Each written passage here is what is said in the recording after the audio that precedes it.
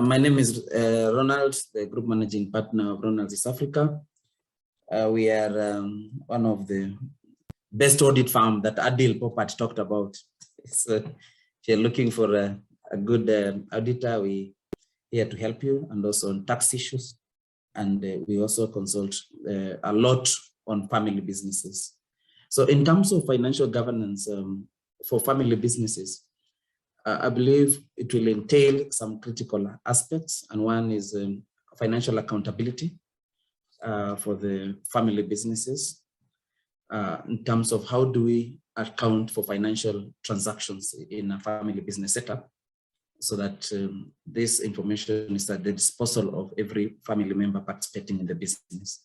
The other aspect that is also of very critical importance is the issue of disclosure of financial transactions, so that there is transparency and there are no hidden cards in the dealing and transacting with family members.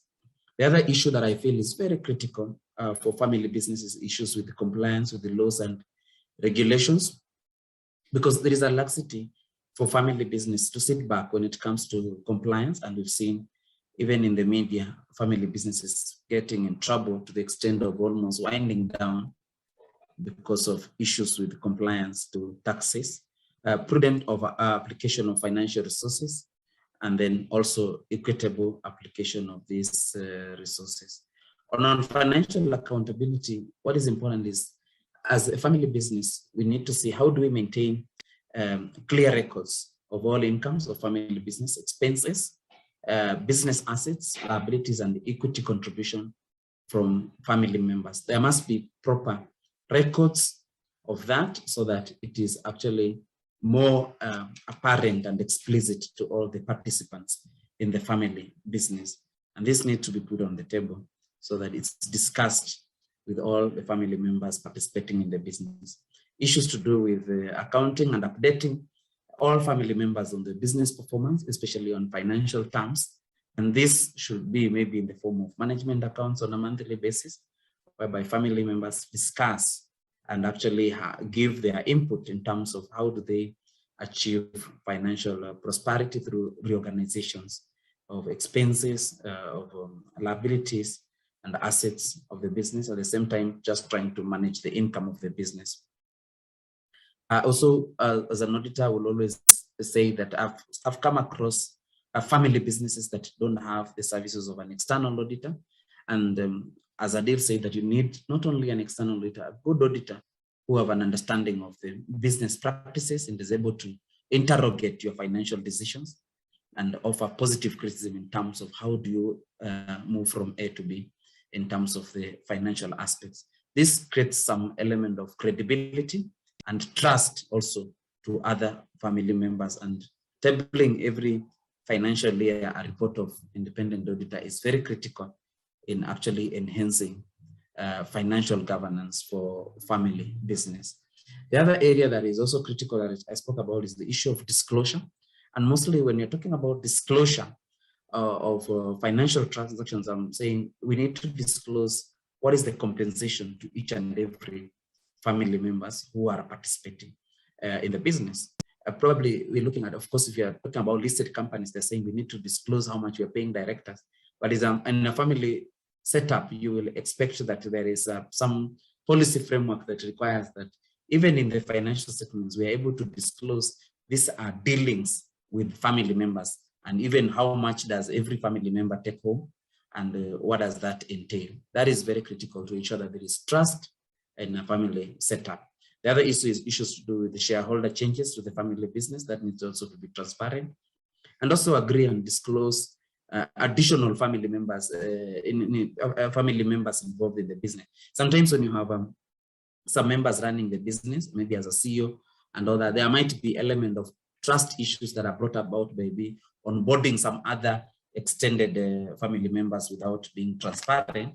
And this might actually bring maybe source of conflict when it comes to financial governance. And also agreeing to any other necessary additional disclosures. From time to time, as prescribed by the family charter, family meetings will inform what family members need to know about the financial performance of the business. And as long as it's reasonable and can be done, it is important that those who are charged with the running of the organization appraise other members of the family on the progress of the business.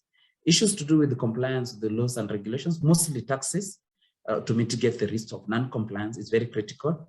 My friend James Mwangi mentioned it very impressively. So this is something that also needs to be done. The other issue is just that even though the family will have its own rules and regulations or family policies or family charter that stipulates otherwise, it is important to look at what are other compliance issues, especially with the Companies Act, also with the Trust Act as alluded by Winnie. Are we compliant maybe in that mode of registration that we have as a family?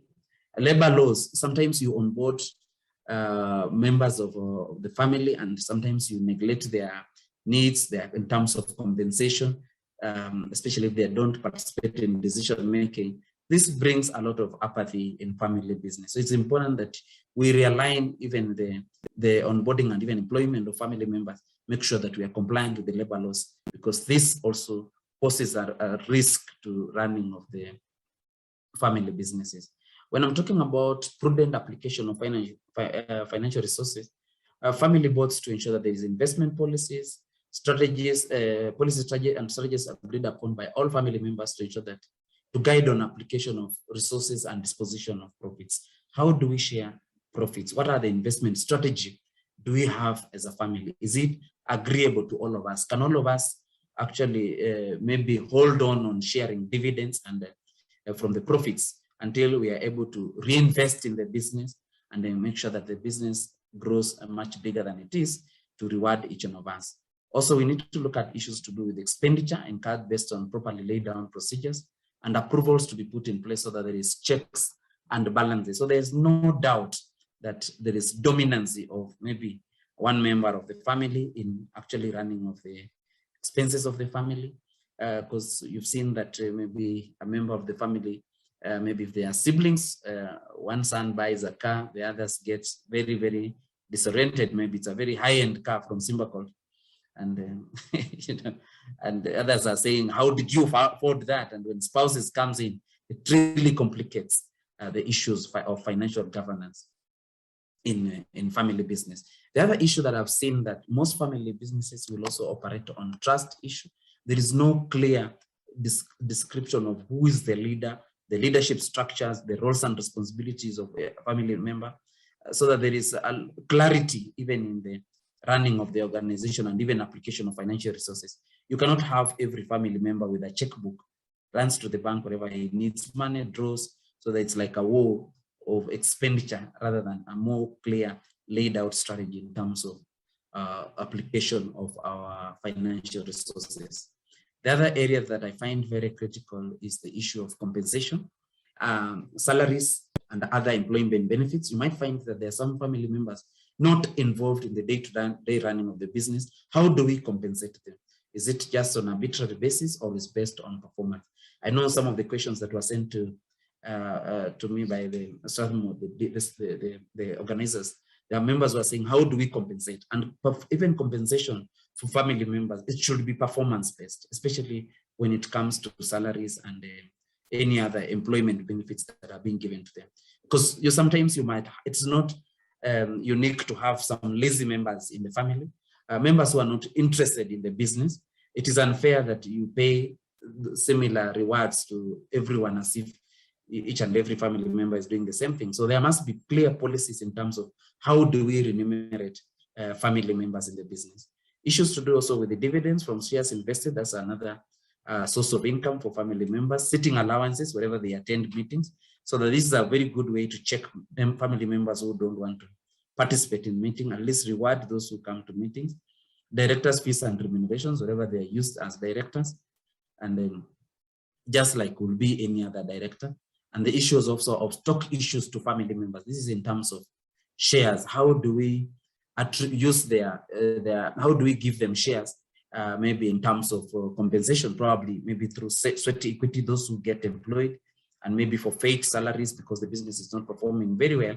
Can we give them shares as a compensation for their effort into the business? Use of private property for individual members of our family, especially for the setting up of family business, there must also be a proper compensation model for these families who contribute their individual property that disadvantage them from the others. And also we've seen that some families will also lend the business money so that it can operate in terms of when there is issues like Corona, there's cash constraints, and probably you don't have a lot of financial reserves like Simba called. You might need some family members to contribute some money, and that you compensate them through interest without those kind of clearly laid out procedures. Then it will also cause a lot of conflicts within the family. The other issue is that I will talk about also that I have found very relevant for families is the issuance of shares to family members. You find that sometimes this is not done in a more defined way, but then how do you issue shares to family members? It is important that family members will issue the shares as their inheritance. That is okay if you give them as an inheritance into the business, or they need to purchase those shares from other family members. I've actually realized that the issue we have with succession planning, you are telling the old man, the founder of the company, to go home and you run the business without a clear compensation framework for him. For me, if I'm the son, soon my boys are growing up, I have to tell them to buy into the company. They have to work hard, and then I give them the shares. But of course, probably talking to Winnie, we could have an arrangement that these shares are also held in trust so that they also don't give them and sell. So it's good to have a framework that is very clear, and also policies that can also be made so that those members who work in the family can also be compensated in the form of shares, what we refer to sweat equity. So I believe these are some of the most critical issues that I want to share with our participants today. And I believe we can engage more in terms of maybe on a personal level on how do we actually enhance financial governance among family business. So thank you so much, and back to you.